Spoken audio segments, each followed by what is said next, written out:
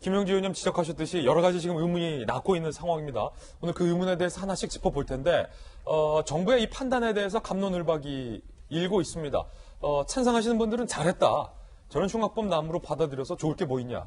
정부 잘했다라고 찬성하는 의견도 있고 또 상당히 많은 여론은 뭐가 그리 급했길래 충분한 조사도 거치지 않고 그리 서둘러 북으로 보냈느냐. 정부의 발표가 과연 사실이냐. 라는 의문을 갖고 있는 여론도 있습니다. 일단 정부의 입장부터 한번 들어보겠습니다. 귀순 불어, 범죄자는 불가. 납포 후 선원 2명, 귀순 의사 밝혔지만 정부가 풀어. 통일부는 이렇게 설명합니다. 귀순의 진정성이 없었고 살인은 보호 대상이 아니며 흉악 범죄자로서 국제법상 난민으로도 인정할 수 없다라는 게 정부의 주장입니다. 그런데 갑론을박이 일고 있어요. 귀순 의사를 밝힌 주민은 한국 국민과 같은 재판 절차를 보장해줘야 한다. 16명을 살해한 흉악범에게까지 탈북자 보호 원칙을 적용할 수 없다. 갑론을박이 일고 있는 상황입니다. 탈북민 사회도 술렁이고 있어요. 김성민 자유북한방송 대표는요. 김정은의 심기를 살피느라 논란 소지가 있는 북한 주민은 아예 받지 않겠다는 것이냐. 강철환 북한전략센터 대표는요. 북한에 가면 사형당할 것을 뻔히 알면서 그냥 이렇게 빨리 북송한 것은 인도주의에 반한다. 라는 탈북민의 주장도 현재 나오고 있습니다. 여론도 시끌시끌해요. 먼저 반대 여론. 인권을 중시한다면서 왜 그리 급하게 추방했냐. 5일간 정부가 왜 숨겼냐. 또 북한 눈치 봤냐. 북송 과정을 투명하게 공개하라. 라는 정부 비판적인 여론도 있고요. 찬성. 귀순사 밝혔어도 살인자는 받을 수 없다. 정부 대응이 적절했다. 자국민 안전이 우선이다. 라는 정부 조치에 찬성하는 여론도 있습니다. 일단 법적인 것부터 한번 짚어보죠. 김광석 변호사님.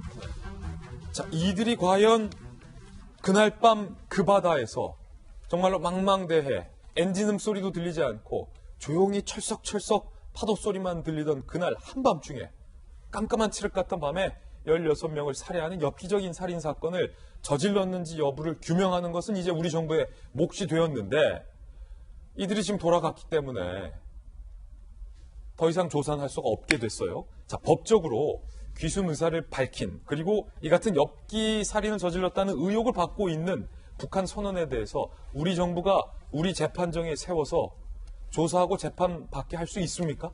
근데 이제 법적으로만 제가 판단을 해드릴게요. 그래서 일단 북한 이탈 주민법에 의하면 이제 구조에 의하면 이제 살인죄 같은 걸 저지른 그런 어떤 중대한 비정치적 범죄를 저지른 경우에는 보호 대상은 아닙니다. 네. 보호 대상이 아닌 거하고 우리나라 국민이 아닌 거는 별개예요. 그렇군요. 보호 대상이니까 보호를 안 해주면 되는 거예요. 그러니까 어떤 지원이랄지 뭐 집을 얻는다랄지 거기에 대한 보상 이런 것도 안 해주면 되기 때문에 이건 문제가 되지 않고 더군다나 그 통일부 보면 국제법상 난민 흉악범죄자이기 때문에 국제법상 난민을 인정할 수 없다. 이건 틀린 얘기야. 왜냐하면 외국인이라고 하면 흉악범죄자니까 난민 인정할 수 없지만 북한 주민은 국민이거든요. 그래서 외국인이 아니기 때문에 난민의 대상이 안 되는 게 사실 맞는 거죠. 그리고 사실 뭐 귀순의 진정성이 없다고 얘기를 하는데 아마 이 사람들은 한국에서 재판받기를 원했을 거예요. 왜냐하면 북한에 가면 뭐 거의 뭐 우리가 볼 때는 사형 선고를 받을 가능성이 크고 또 북한은 바로 집행을 하잖아요. 근데 한국에서 뭐 연쇄살인범이라 할지라도 만약 사형 선고 받아도 사형 집행을 안 해요. 실질적으로는. 그러면 결국 남한에서 재판받고 살고 싶었을 것이다. 그런데 아까 우리 김영주 의원님께서 말씀하셨는데 제가 볼 때는 아마 본인들이 처음에 우리 해군에 의해서 납포대에서 조사받을 때 이렇게 살인했다는 얘기를 안 했을 가능성이 크다고 봐요. 예. 왜냐면 아무도 모르잖아요. 주소세도 모르잖아요. 그럼 결과적으로 어떤 북한으로부터 연락이 왔던지 아니면 우리가 납포하고 나서 북한과 어떤 연락을 취했을 가능성이 크다. 그러면 북한의 입장에서는 강력하게 요구했겠죠. 그래서 저런 살인을 저질렀다는 걸 북한에서 우리한테 통보를 해줄 가능성이 크고 왜냐하면 한 명이 김책항에서 잡혔잖아요.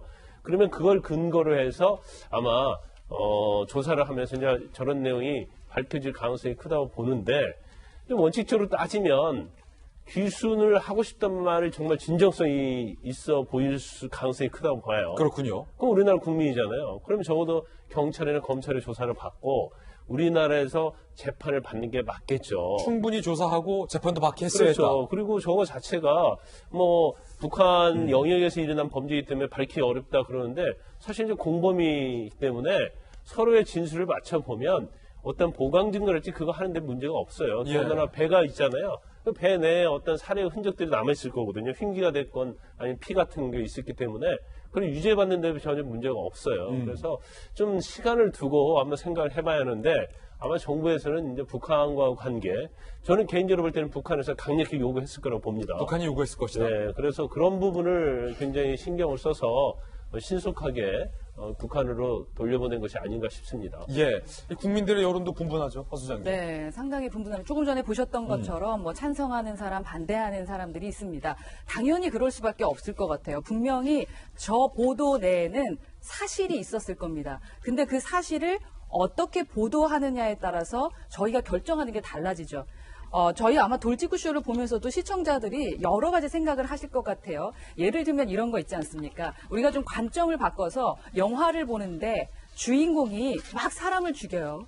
16명을 죽이고 살아남습니다. 그러면 우린 주인공을 응원하죠. 근데 주인공이 아닌 사람들은 또 금방 죽어요. 악당들은. 네, 악당들은 금방 죽고 누군가를 죽이는 거에 대해서 상당히 부정적으로 생각을 합니다. 그러니까 선이냐 악이냐라는 것을 판단하게 되는데 이게 바로 이제 언론들이 하는 일일 거라는 생각이 좀 듭니다. 우리 배웠잖아요. 의제 설정을 어떻게 해서 어디를 앞세워서 보도하느냐에 따라서 전혀 다르게 우리 시청자들은 생각할 수 있다. 그래서 지금 저 북한 사람들이 귀순 용사냐 탈북자냐 아니면 흉악 범죄자냐 라는 것을 어떤 곳에 부각하느냐에 따라서 아마 저희들은 전혀 다르게 생각할 것 같은데 지금 저희가 말하는 이 사건 뭐 15m의 오징어 배였다라는 것과 세 명이 16명을 죽였다라는 그 팩트를 그냥 의제만으로 그냥 믿기에는 우리 국민들이 너무 똑똑하지 않을까 하는 생각도 듭니다. 제 예. 개인적인 생각입니다.